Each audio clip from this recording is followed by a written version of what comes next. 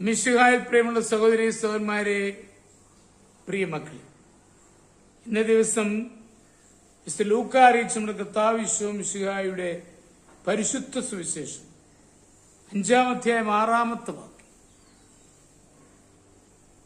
Saint Luke's gospel chapter 5 verse 6. വലയിറക്കിയപ്പോൾ വളരെയേറെ മത്സ്യങ്ങൾ അവർക്ക് കിട്ടി.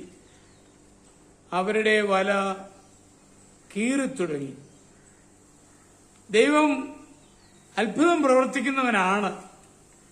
നമുക്കുണ്ടാകുന്ന ചില പ്രയാസങ്ങളിൽ നിന്ന് രക്ഷപ്പെടാൻ ബുദ്ധി കൊണ്ടോ യുക്തി കൊണ്ടോ സാധിക്കുകയില്ലായിരിക്കും.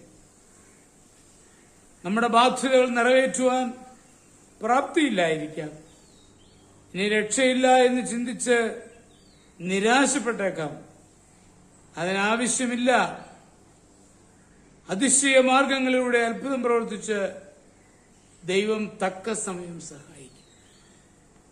ദൈവത്തിന്റെ മാർഗങ്ങൾ നമ്മുടെ വഴികളിൽ നിന്ന് വിഭിന്നമാണ്. അത് അത്ഭുതം നിറഞ്ഞതായിരിക്കും. പത്രോസും സഹപ്രവർത്തകരും രാത്രി മുഴുവൻ അധ്വാനിച്ചിട്ടും ഒന്നും കിട്ടി. ഈശോയുടെ നിർദ്ദേശമനുസരിച്ച് വീണ്ടും വലയിറക്കിയപ്പോൾ അത്ഭുതം സംഭവിച്ചു. വല കീറാറാകുവോളം മീൻ നിറഞ്ഞു. മറ്റൊരവസരത്തിൽ മരുഭൂമിയിൽ തടിച്ചുകൂടിയ ജനത്തിന് സമൃദ്ധിയായി ഭക്ഷിക്കുവാൻ ആവശ്യമായ അപ്പം കേവലം 5 അപ്പത്തിൽ നിന്ന് തയ്യാറാക്കി.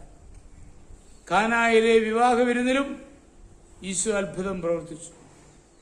വെള്ളത്തെ വീഞ്ഞായി രൂപാന്തരപ്പെടുത്തി. നമ്മുടെ ആവശ്യങ്ങളിലും ദൈവം അത്ഭുതം പ്രവർത്തിക്കും. ദൈവത്തിന്റെ പ്രവർത്തന ശേഷിക്ക് ഒരിക്കലും പരിധി നമ്മൾ നിശ്ചയിക്കരുത്. ഓഫീസിൽ ജോലി ചെയ്യുന്ന എന്റെ ഒരു സുഹൃത്ത് സ്വന്തം അനുഭവം പറഞ്ഞതാണ്. ഒരു ദിവസം 100 രൂപയുടെ അത്യാവശ്യം ഉണ്ടായിരുന്നു. ആവശ്യമോർത്ത് പ്രാർത്ഥിച്ച ശേഷം ഓഫീസിൽ പോയി. ജോലി സമയം അവസാനിക്കുന്നതിന് മുമ്പ് ഓഫീസിൽ നിന്ന് പോകുവാൻ അനുവാദം ചോദിക്കുവാൻ മേലുദ്യോഗസ്ഥന്റെ മേശക്കരികിലെത്തി.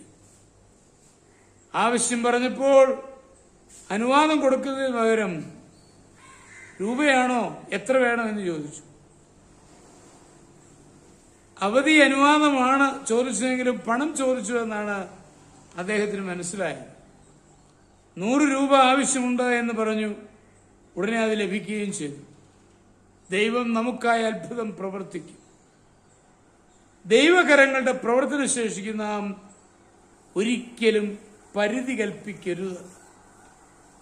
നമ്മുടെ കർത്താവ് ഈശോ മിശിഹായുടെ കൃപയും പിതാവായ ദൈവത്തിന്റെ സ്നേഹവും പരിശുദ്ധാത്മാവിന്റെ സഹവാസവും നിങ്ങളെല്ലാവരോടും കൂടി ധാരാളമായിട്ടുണ്ടായിരിക്കട്ടെ, ഇപ്പോഴും എപ്പോഴും എന്നേക്കും. ആമേൻ.